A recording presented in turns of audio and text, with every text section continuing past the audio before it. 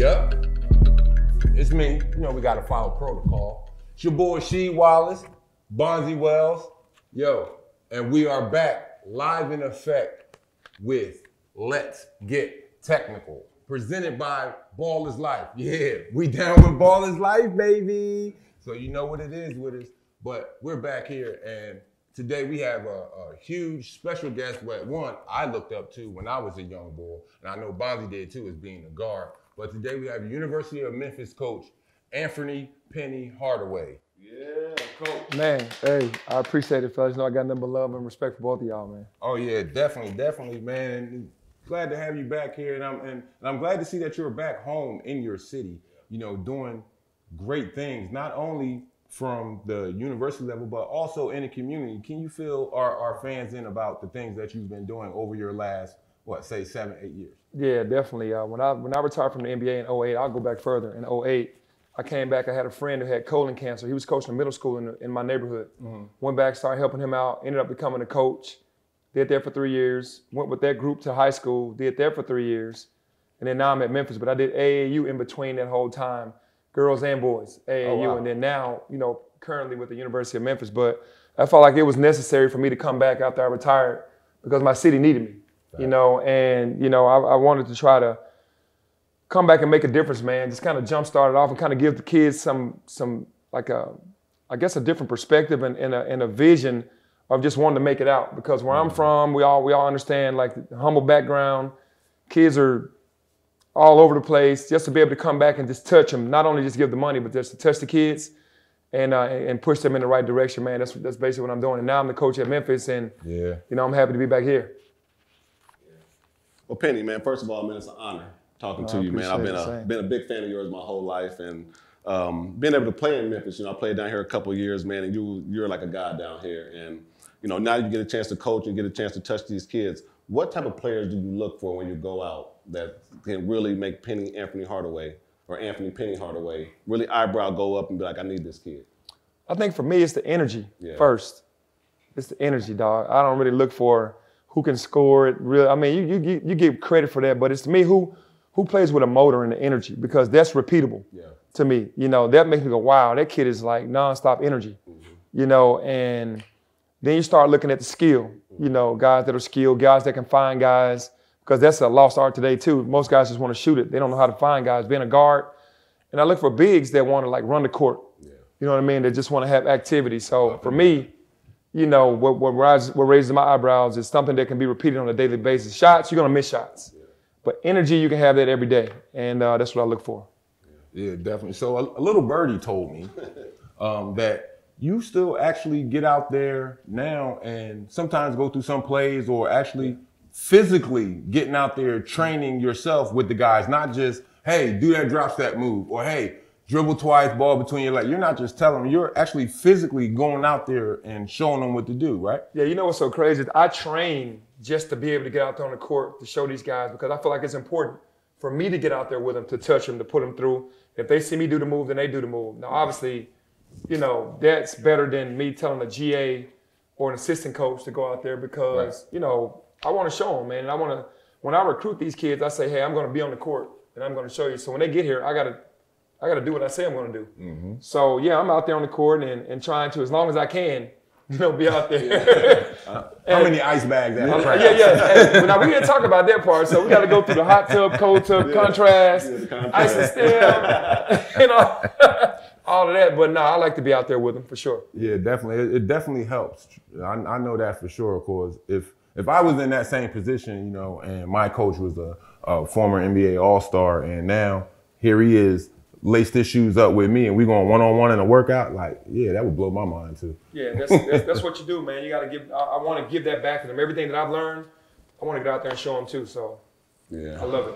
So definitely, you know, Penny, we walked around this place. Let's talk about first class, beyond first class. I'm blessed. I mean, from top to bottom when we walk through this place, I mean, it's unbelievable, from this locker room, from the court, all the different, the training room, the sleeping area. Yeah. You got your own bed in your office.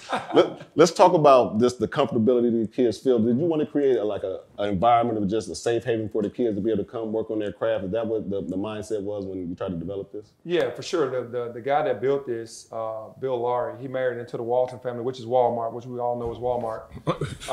And we know how heavy Walmart is. He put $25 million into this facility because he wanted to make Memphis known for, like we're known for basketball, so we're gonna build a building that you can come in, 24-hour access, fingerprint access, for you to come in here and not ever want anything when it comes to basketball, whether it's treatment, whether it's workout, whether it's basketball, whatever it is, game room, gonna put a barbershop in here. So everything that you need, they don't have to leave, and they need to be comfortable just being in their own space. And yes, it's a home away from home, especially the kids that come from out of town. You know, it gives them an opportunity to come in and just, man, be at home right away. So blessed to have this facility, man. I'm crazy to have this facility for sure. Oh man, and what a facility it is. I'm not even gonna lie. Especially my favorite part of it all is the mannequins out there with your uniform. And those special shoes right there, you know. It's crazy, man. It's a dream come true to be able to retire, to be a head coach, be back home, and then to be able to have this building. I mean, they're constantly putting money into the building, any little thing that we need. So they're showing the support. Definitely. To win here. So let me ask you this: what do you, as a former collegiate All-American, two, as a former NBA All-Star, what do you feel that you bring to this collegiate game with your guys, with recruiting and also practice and playing, that other coaches, not only in your conference or you feel as though across the country, can't bring? Yeah, no, I bring league knowledge. You know, they want to go to the league. Most of these cats that you guys are going to be coaching in this game, they want to go to the league. And if you could give them the knowledge, my job is to equip them as best I know, because we already understand what's going to happen as soon as they step through the door. We didn't really know, because we really went through the college experience. We didn't play for NBA coaches, even though in the summertime, you had a bigger advantage than us, because a lot of the guys came back to Carolina or whatever, played in the league, summer league in Carolina and all that. But for us, we didn't have many pros. So basically, giving the kids the advantage, I call it a cheat code. When you get there, you're going to know how to run the pick and roll all different kind of ways as a big. You're going to know how to rim run. You're going to know how to drag screen. As a guard, you're going to know all the passes to make. The first one, no pass. Second one, no pocket pass. Hook passes, left hand, right hand. You're going to be able to read the back action guy who's tagging the big, roll and all that. So everything, that's all league. And then the zooms, everything they do in the league, we do. Our system is built around nothing but NBA, from developing the kids. Most of my practices, the time is for development. Yep. We don't sit in practice and run plays. We develop the kids' skill set first, and then we feel like that's going to win us enough games. And obviously, we'll still put plays in, but to answer your question, it's just the knowledge of the league. So when they get there, the biggest reward for me is when my kids say, "Coach, first day of practice from James or Precious or Jeremiah Martin, who's with the Cleveland Cavaliers now, is, man, I knew everything as soon as I stepped through the door." And that's a win-win for me. That whole NBA lingo, that whole talk, carries over. That's huge. It is That's huge coming from, because, again, as you just mentioned, there's not a lot of collegiate coaches who are teaching that for that next level. Right. They're worried more about that program they're in right then and there. Yeah, and then, most coaches aren't going to even play you the style that you really need to play to get you to the next level. They need you to be the 5, you need to be the 5, but you really might be a 3 on the next level. So that's the difference. Yeah. So on your journey, let's just talk about the real. I mean, because we saw all the publications. Let's just talk about the hate that you may experience from the other coaches. And I totally get it. I mean, your stature is so, like, when Penny Hardaway comes into a kid's house compared to Joe Blow, just a regular coach, I think people think you have the upper hand. So I saw some stuff through the media where people were just throwing some jabs at you, and I think you may have addressed it. Yeah. How have you continue to handle that throughout your process to take the high road instead of just, kind of playing in the mud with them? Man, it's really weird, because when you're recruiting these kids, the stuff that these kids or their parents repeat that other coaches say to them about us, we don't ever have to hate on another school, because we just tell you what we can do. I'll never say anything negative about another coach. But what we hear about us is don't know enough, don't know how to coach, don't do it. We've been playing ball our whole life. Ball is ball. You're not going to reinvent that. X's and O's and all that. But on this level, you're dealing with a different animal, because as the kids get older, then the women come into play. Social media comes into play. It gets way more different. Yeah, a little more complications. But how I handle that is basically I just kind of just recruit the way that I know how to recruit and let the kid, hopefully his parents and him understand the real versus the fake. I call this level like used car salesman. They're gonna sell you on everything that you want, that you need. They used car salesman, man. They're gonna tell you everything you want and need, and not really get the job done. And when you get there and see that they're not what they say they're about, then you go, man, you know, I got lied to. A lot of these kids are saying they're being lied to. I would never lie to a kid. That's what I'm telling you. Whatever I'm telling you now is what you're gonna get when you get here. And but yeah, I see that all the time, and I hear it all the time, man. They're bashing my program, and a lot of people listen to that because they feel like they know what they're talking about. Even announcers teaming with coaches that are talking about my program or whatever. I keep pushing, man. The work it's gonna take care of itself, and all it takes is a James Wiseman, a Precious Achua to keep coming, and then they see the real, and then they go spread the word like, no, it's not like you think it is. Right. And then when they come on a visit, they see what it really is. And speaking of Jay Wiseman, you know, that's my young fella too. I like what he's doing now. You know, out there with Golden State, I think he'll contribute to that team well once he's healthy and up and playing. And Jay Wiseman, and I like Precious too. I like Precious too. Yeah, Precious is the dog. But Jay Wiseman, boy, he's woof. He's a unicorn. He's something special. I think Precious went to a great situation for him. I mean, he's an energy guy. He's basically Miami prototype type player, and he's in a great situation to be kind of like maybe like a Haslam that could be a lifer in a place like Miami. Just come put your hard hat on and go to work every day. Yeah, no, that was a perfect situation for him because he's a hard-nosed defender. He'll guard anybody. He's a high energy guy, high motor, and that's all you need to play for Pat Riley. You know, and he's in a perfect situation. His offensive game will keep growing. Definitely, it definitely will. Yeah, I like Pressure too. So let me ask you about these coaching situations. Like when I see yourself being able to coach at your alma mater, Juwan Howard getting a chance to coach at his alma mater, and a job came open a couple of weeks ago in Arizona, and we were really hoping, me and she, that our brother Damon Stoudemire would get the job. Yeah, I was hoping that too. And for him to get overlooked, how do you feel as a coach that you got a chance and then you see your brothers out there not getting a chance and they're just giving it to random guys that don't have no type of ties to the university? Does that make you... Or even basketball knowledge. Or even basketball knowledge. Does that burn you up inside, or do you know what it really is? Yeah, because I know how hard, you know, we were stars at our schools, and Damon was as big a star as anybody at Arizona, if we would agree. That doesn't mean anything to them after you leave, you know, because to me, that's the reward. You know, he's definitely capable. If he's capable, not just throwing him something, but if he's capable, he's very capable, you bring him back at some capacity, and definitely the head coach. And I think that bodes well with every kid, because it's Damon Stoudemire. He was a superstar there. He played in the NBA. How does that not work for you? You know what I mean? That should be like you should be promoting that. And when I see guys that are around, you know, that played the league, they have to take these smaller jobs, but their alma maters are just hiring anybody, and respect to whoever, my man that got the job. But Damon deserved that job, and it does piss me off a little bit because, to me, I think the ADs in those situations, and thank God we had an AD that believed in a president that believed in me being here, sometimes they get intimidated by thinking that they have a coach that'll be bigger than them because the AD is over the coach. And they shy away from it and go with somebody on a smaller level that they can kind of control, which really isn't the best thing for the school. Yeah, and that's exactly. I know Rasheed went through this, but it's funny, like with my alma mater and his too, when they want to bring you in, they want to say, hey, we don't want to bring you as a coach, we want to bring you as a workout guy. Work out the kids, mentor the kids, and you kind of look at them like, this guy you have in here has no experience, especially on my level, and that's the disrespect that I know I've felt, and I know he's gotten, and that really sucks that they feel like that. And they look at us like, oh, you're going to work the guys out, you can't coach them, you can't lead these guys. Yeah. And there was a bad stigma on NBA players coming back because they feel like NBA players are lazy. Yeah. That was everything I was hearing, that they're not going to be able to, you can't control them because we made a ton of money. So it's like, what are you going to say to somebody that makes way more money than you've ever made? But I think that cycle needs to be broken because you need to bring the players in and just discuss and have a conversation to see. I think that we should have more NBA players as head coaches because especially that played at their alma maters, if they want to go back and be able to touch and take that school to another level, man. I think that happens, but it's sad that we can only come back in as workout guys and not be the coach. Fact. Yeah. And can't let it go too far. I got to give you your flowers here. Congratulations on NIT. Yeah, no, I appreciate it. You know, doing your thing. I see that as one small step. Oh yeah, no doubt.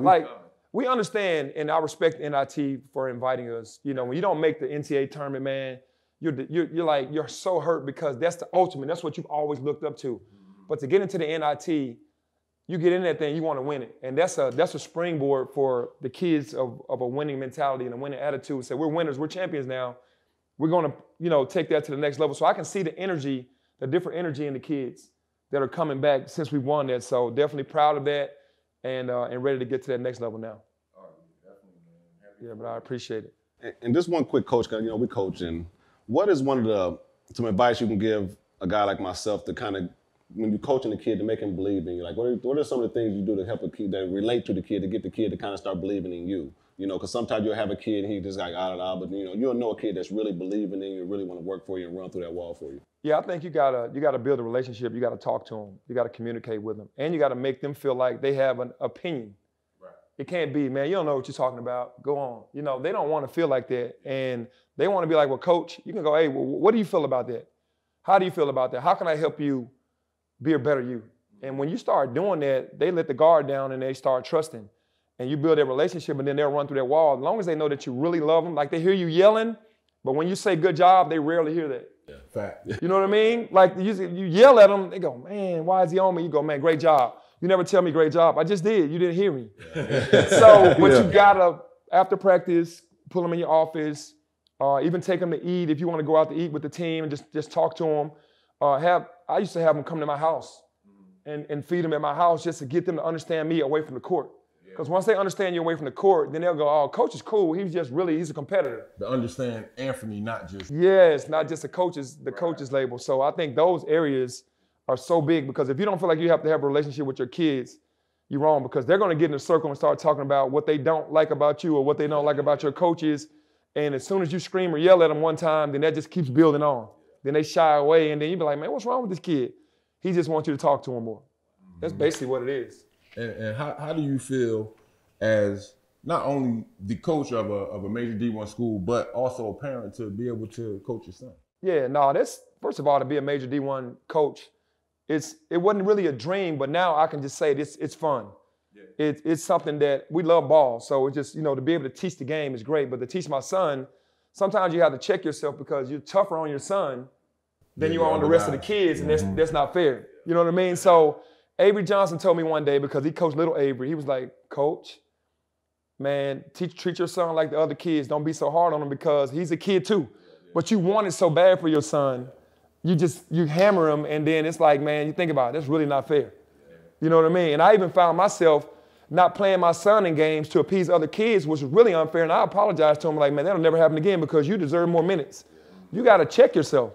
But it's fun coaching your kid, because you see yourself, even though they can't be you, they still have to be a great version of themselves, and you can be that springboard for them and that sounding board, but you got to learn how to take the coach hat off when you get home and be dad, and then be the coach when you're there, and treat them just like, as hard as it is, just like everybody else. He can make the same mistakes as everybody else or whatever. It's certain non-negotiables that me and my son have. But for the majority, I had to learn how to do that, because I was so tough on them, wanting them to be so successful.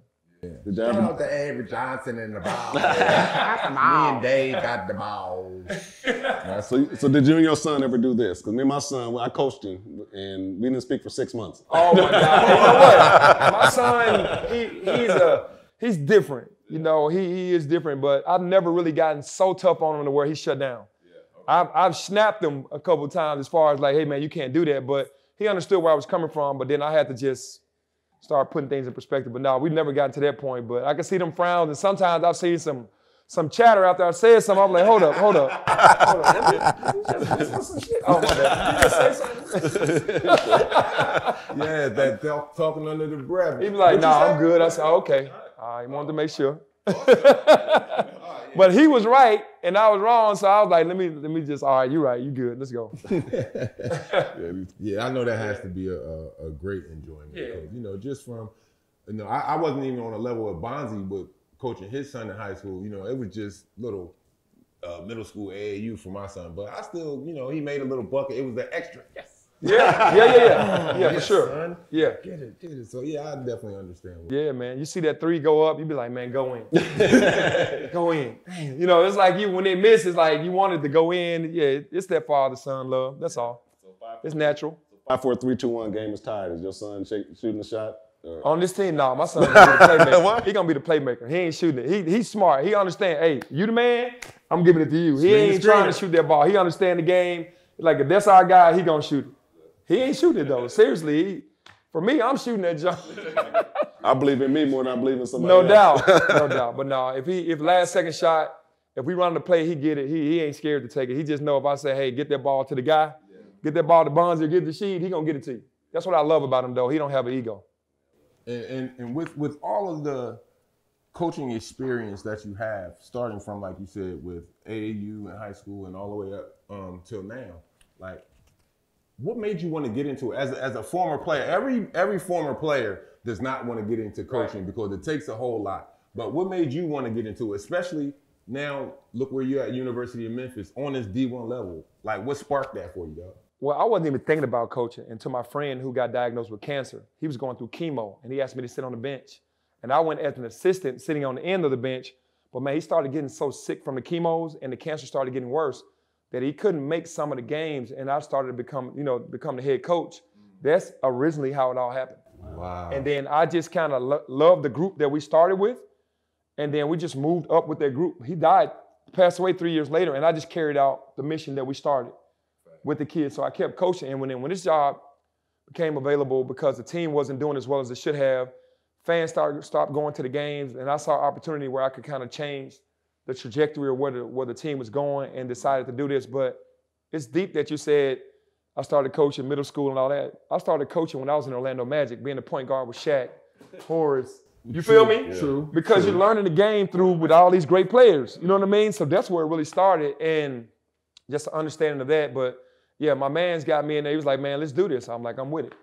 And then we did it for 3 years together. He passed away, and I just kept it going. And then I ended up at Memphis, and that was one of his other dreams was we're going to leave the high school and go on to the University of Memphis, and I did that as well. So it's like the steps was ordained or something. It just happened exactly how we talked about. Well, you helped change a lot of young brothers' lives out there for the positive, man. And I appreciate it. For me personally, I just want to say thank you and keep doing what you're doing. You know, you're a positive role model to other young black athletes out here, not just coaches, but players, you know, fathers, men as well. So, man, I appreciate it. I think it's important because it's like they don't see too many a lot of the kids in the hood don't see too many people make it. Fact. You know, they don't. And then when you make it and you come back, they don't see that a lot. Mm-hmm. And then you kind of have to wear a lot of hats. I'm a friend, I'm a coach, I'm a mentor, I'm a father, I'm a whatever you got to be for them to keep them on the straight and narrow. You know what I mean? And I'll be that. Yes, when I first went to the middle school team, most of my kids were in gangs. You know what I mean? So they were already affiliated in the neighborhood.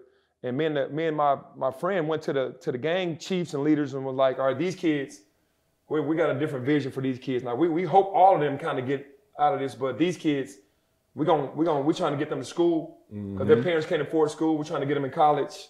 We're trying to keep them locked in, and that's what we did. So keep away from the bullshit. Yeah, and then they couldn't be involved. If they left and tried to sneak back to it, they were to call us, and we was going to get them.